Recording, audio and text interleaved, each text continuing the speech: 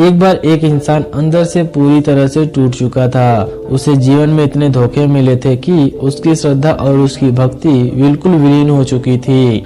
अब वह किसी के बात पर विश्वास नहीं करता था। अपनी पत्नी के ऊपर भी वह विश्वास नहीं करता था। हर बात पर वह शक करता था। ऐसे में एक दिन उसकी पत्नी उसे महात्मा बुद्ध के पास लेकर पहुंची और बुद्ध के पास जाकर कहती है कि हे बुद्ध, यह मेरे पति हैं, लेकिन यह किसी पर विश्वास नहीं करते हैं। बाहर की दुनिया को तो छोड़ो, ये अपने परिवार वालों को भी विश्वास नहीं करते हैं। यहाँ तक कि यह मुझ पर भी विश्वास नहीं करते हैं। कृपया करके आप मेरे पति से बात करके उनको समझाने की प्रयास करें। मैं आपकी सदा आभारी रहूंगी। यह सुनकर महात्मा बुद्ध उस इंसान की तरफ देखते हैं। वह इंसान बुद्ध को भी घृणा की दृष्टि से देख रहा था, लेकिन बुद्ध ने इसकी परवाह किए बिना कहना शुरू किया। बुद्ध ने कहा, कोई भी इंसान इस दुनिया में जन्म लेता है वह दुखों के साथ जन्म लेता है। इस दुनिया में जन्म लेना अपने आप में ही एक दुख है, लेकिन जैसे जैसे इंसान बड़ा होता है तो वह उन दुखों से छुटकारा पाना चाहता है और इसके लिए वह किसी सिद्ध पुरुष या किसी गुरु को ढूंढना शुरू कर देता है। और जब कोई गुरु उसको कोई विधि बताता है तो वह बिना अपने विवेक का इस्तेमाल किए उसके बात या उसके द्वारा बताए गए मंत्र का अनुसरण करने लगता है, क्योंकि वह इंसान अपने दुखों में इतना ग्रस्त होता है कि वह अपने विवेक का और अपने बुद्धि का भी इस्तेमाल सही से नहीं कर पाता है, जिसकी वजह से धीरे धीरे लालची और लोभी लोग इन लोगों का फायदा उठाना शुरू कर देते हैं। और जब उस इंसान को यह पता चलता है कि मुझे तो इस मंत्र से, इस विधि से कोई भी फायदा नहीं हो रहा है, मतलब कि उसे उसके दुखों से छुटकारा नहीं मिल पा रहा है, तो वो उस गुरु को छोड़कर किसी दूसरे गुरु के पास चला जाता है। और जब वह निरंतर ऐसे धोखे खाता रहता है तो उसका विश्वास गुरु पर से उठ जाता है। अब उसे कोई शुद्ध पुरुष या कोई सत्पुरुष मिलेगा तो वह उस पर भी विश्वास नहीं कर पाएगा, क्योंकि वह अतीत में बहुत ज्यादा धोखे खा चुका है।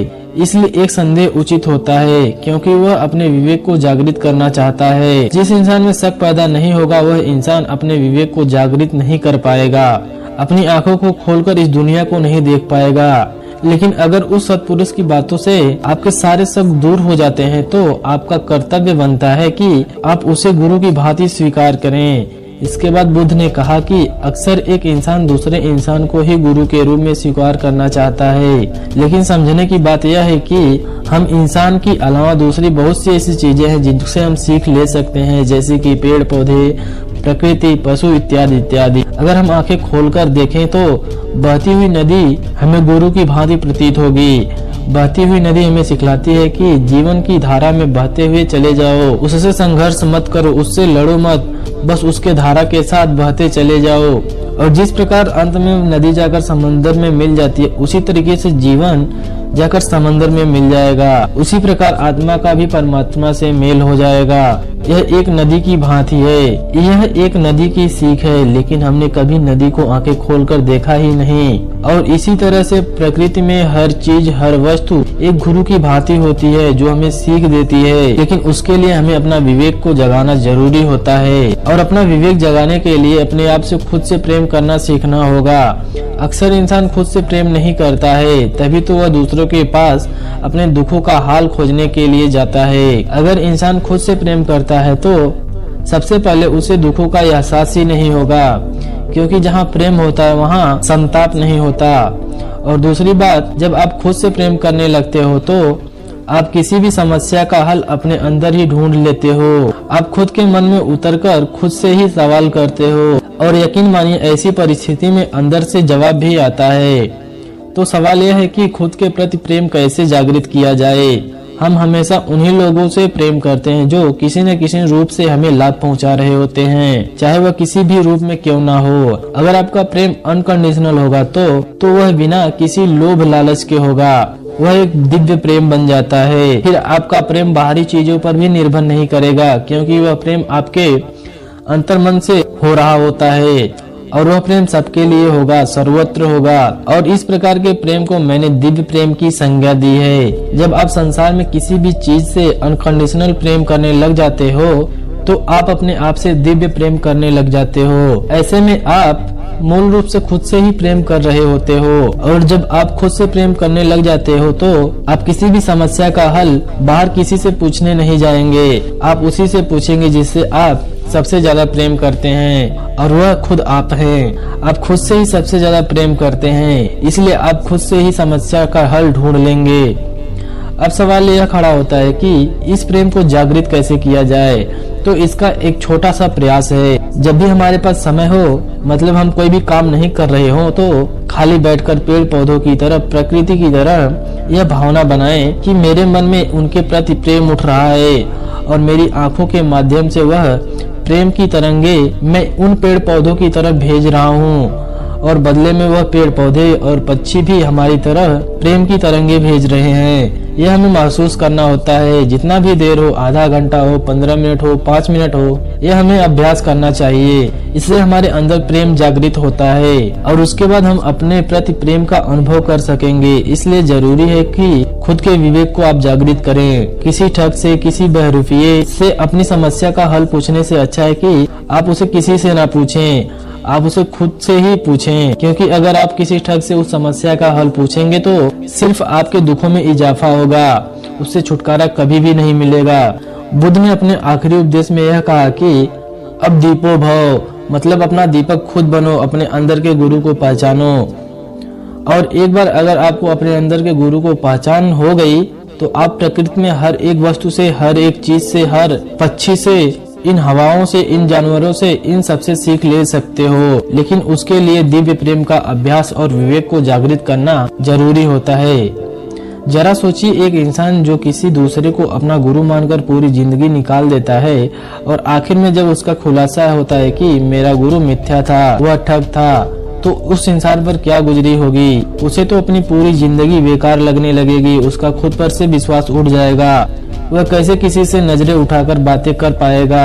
और हम देखते हैं हमारे चारों तरफ ऐसा हो रहा भी होता है, और फिर भी हमारी आंखें नहीं खुल रही हैं। हम फिर किसी तीसरे गुरु की तलाश में निकल पड़ते हैं। हो सकता है कि आप जिस गुरु को मानते हैं वह एक सत्पुरुष हो, लेकिन एक सत्पुरुष भी आपके अंदर वाले गुरु को जगाने की ही प्रयास करता है। सद्गुरु आपका परिचय अपने अंदर वाले गुरु से कराता है, और वह सद्गुरु कहलाने लायक है। इसलिए आप किसी अंधविश्वास में मत फंसिए। अब दीपो भव, अपना दीपक खुद बनाइए। गुस्सा करने वाले जरूर सुने। गौतम बुद्ध का क्रोध अनुमान लगाइए कैसा रहता होगा। उन्हें अपने गुस्से पर 100% नियंत्रण था, लेकिन जब उनके मुंह पर एक व्यक्ति ने थूक दिया था, तब क्या वो अपना क्रोध रोक पाए थे या नहीं? यह जानने के लिए आप लोग हमारी इस वीडियो को अंत तक जरूर देखिए। इससे पहले आप लोग हमारी इस कहानी में खो जाएं, आप लोगों से एक ही रिक्वेस्ट है कि आप हमारे चैनल को जरूर सब्सक्राइब कीजिए, और हमारी इस वीडियो को फेसबुक पेज पर देख रहे हैं, पेज को प्लीज फॉलो कीजिए। दोस्तों, बुद्ध ने तो कभी अपने जीवन में क्रोध किया ही नहीं, परंतु क्या आप क्रोध करते हैं? या आपके आसपास के लोग, आपके परिवार का कोई भी सदस्य क्रोध करता है? अगर गुस्सा करते हैं तो इस कहानी के माध्यम से आपको इसका समाधान जरूर मिल जाएगा,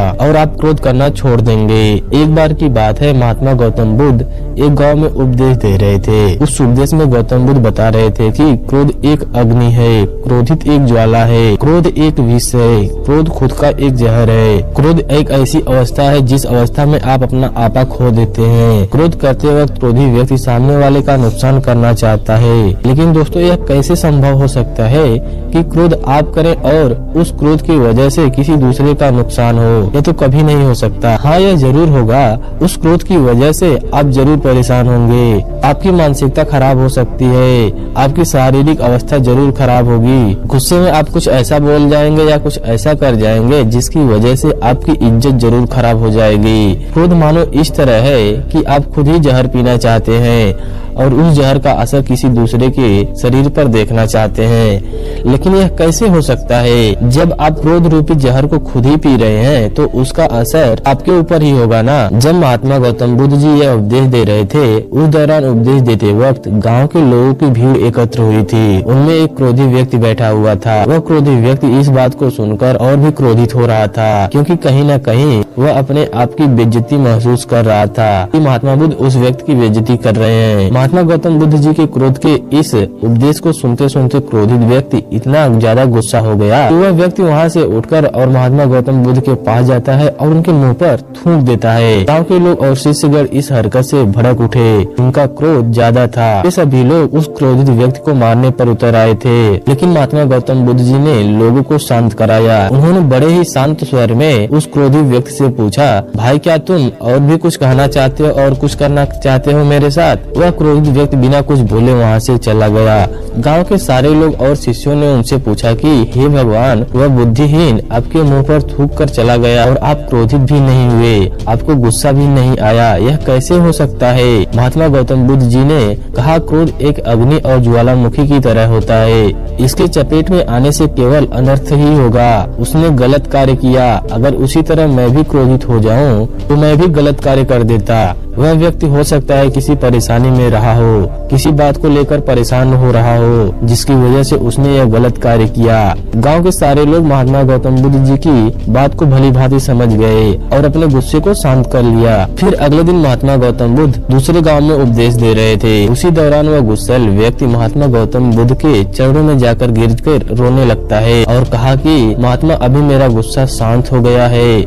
मैंने कल जो अनर्थ कार्य किया था उसकी वजह से मैं बहुत ही पछता रहा हूँ। मेरे जीवन में पहली बार ऐसा हुआ है कि मैं किसी पर गुस्साया हूँ और वह व्यक्ति कुछ नहीं बोला था। मेरे जीवन में पहली बार ऐसा हुआ कि मैं किसी पर गुस्सा हुआ और वह व्यक्ति मुझसे कुछ नहीं बोला और न ही वह नाराज हुआ, जबकि जो हरकत मैंने किया उस हरकत पर तो कोई भी मुझे मारने के लिए दौड़ता।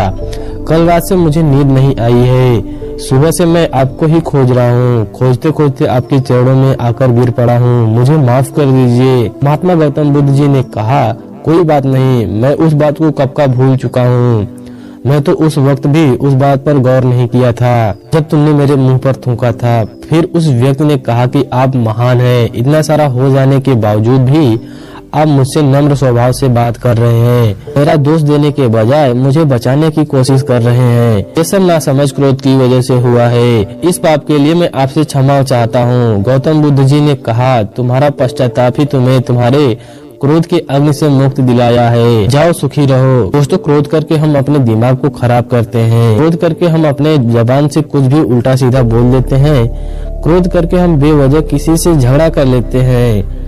क्रोध करने से हमारे द्वारा की गई निरर्थक कार्य को घंटों तक, दिनों तक, सप्ताह तक, महीनों तक या फिर कुछ सालों तक उस बात को लेकर परेशान रहते हैं। कई बार तो हम गुस्से में ऐसा कुछ कर बैठते हैं जो कि हमारी मृत्यु के उपरांत ही खत्म होता है। हम जब किसी भी सही या गलत बात को बर्दाश्त नहीं कर पाते तब हमारा स्वभाव चिड़चिड़ापन हो जाता है और हम क्रोध करने लगते हैं। लेकिन उस क्रोध और गुस्से से नुकसान किसका हो रहा है? अगर आप किसी बात से या किसी को कहने से गुस्सा आते हैं तो हम कहीं न कहीं अपना ही नुकसान कर रहे हैं। गुस्से की वजह से सामने वाले व्यक्ति का जो आपको कुछ कहकर या सुनाकर जिसकी वजह से आप चिड़चिड़ा होकर क्रोधित हो रहे हैं वह तो चुपचाप चला गया। उसे जो करना था उसने कहकर चला गया, लेकिन आप क्या कर रहे हैं? आप तो क्रोधित होकर खुद का नुकसान ही कर रहे हैं ना। मानसिक रूप से या शारीरिक रूप से जिस बात पर आप क्रोधित हो रहे हैं उस बात को आप एक ठंडे दिमाग से सोचने और समझने की कोशिश करें। सच में कहता हूँ, आप क्रोधित होना छोड़ देंगे, क्योंकि आपको यह समझ में आ जाएगा कि इसकी वजह से केवल और केवल खुद का ही नुकसान होगा और किसी का नहीं होगा। दोस्तों, उम्मीद करता हूँ इसके बाद आप क्रोध करना छोड़ देंगे, सब्र का मंथन करते हुए सही कर्म करेंगे। चतुराई सबसे बड़ा योग है। दूसरों की बातों में आकर गुस्सा करना एक बुरी बात है। हमारे द्वारा सुनाई गई आप लोगों को यह कहानी कैसी लगी कमेंट सेक्शन में जरूर